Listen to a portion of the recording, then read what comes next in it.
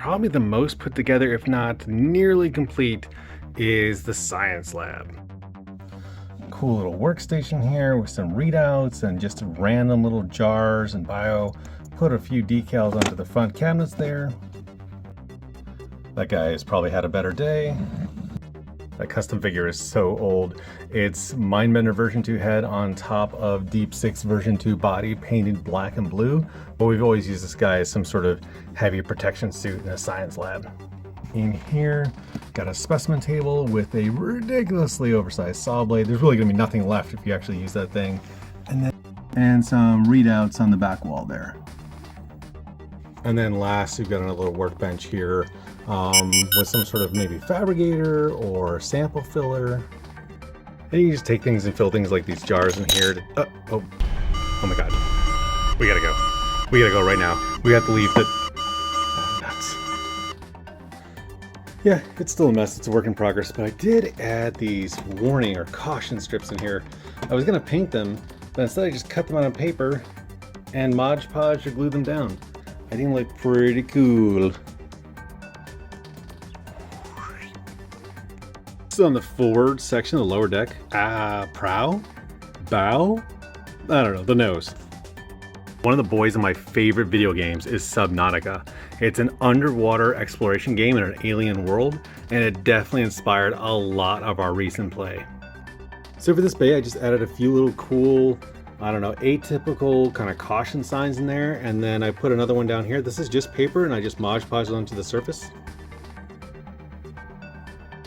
This is from Imaginext, but it looks exactly like the sea moth from Subnautica. So when we pulled out of the boys' Imaginext bin, they were like, "Oh, it's the sea moth, Dad." I may slowly buy like 3 or 4 more of these.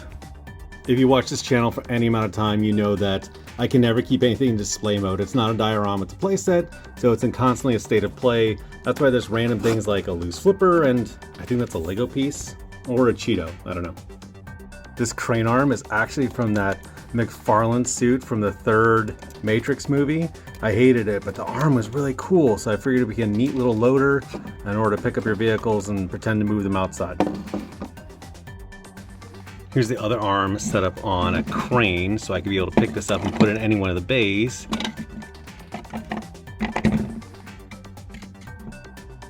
Here's another Imaginext vehicle. It's really cool. I love the suspension on this thing.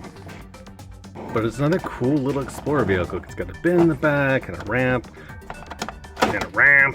This can either act as like a harvester or some sort of containment unit. Initially it was a bit tight for 4-inch figures, so I had to make a modification.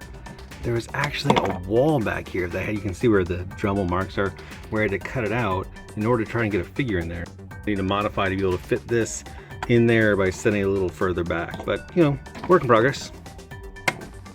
I don't think this is Imaginext. This little guy's neat for some sort of underwater exploration thing. It's got little claws to grab things, really limited mobility, but who cares, imagination. I had to take out the only seat that was in this and then lift the whole console and push it back in order to fit a 4-inch figure in there. And here's a little mod I made to it. Boop.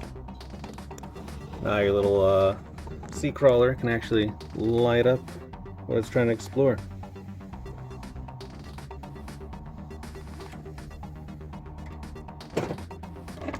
Those are just some of the vehicles, but move around to this side.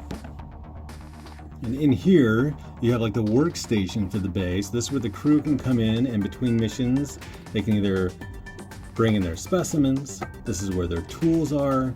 In Subnautica, you've got a laser cutter or a repair tool, so that's what we use these Gundam weapons for. You've got a little workbench here to put your minerals or computers on. Just pop it open, and it's got stuff inside to use for your missions. I don't remember what this went to, but it's kind of cool and semi-transparent, so it's like, sweet, it's a cool little like dive case. You'll put things in there, it's waterproof, and you can strap it onto a vehicle pretty easy, so that's what we're using it for. I bet you got some questions about this stuff. Go ahead and drop in the comments, and let me know what you want to see more of. Thanks, bye.